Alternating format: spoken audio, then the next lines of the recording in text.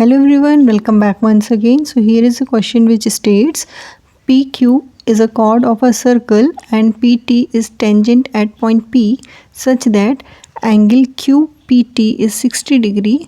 Then find the value of angle PRQ, and the options are A 135 degree, B 120 degree, C 115 degree and D 150 degree.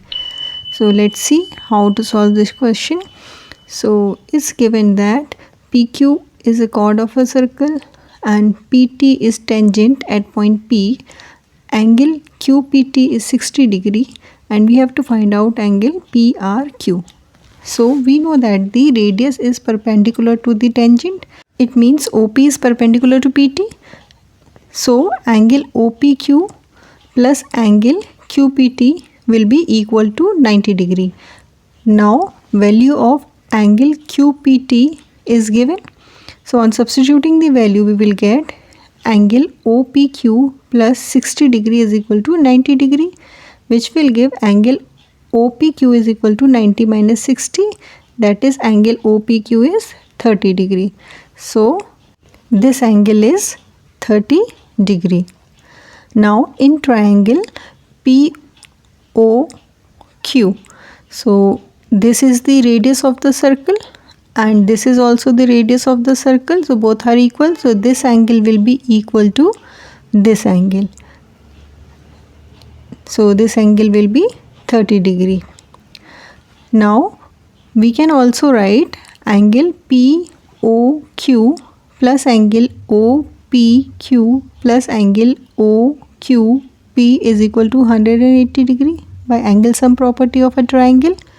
Now substituting the value we will get angle POQ plus 30 is equal to 180 degree, that is angle POQ is equal to 180 minus 60 degrees, that is angle POQ is 120 degree.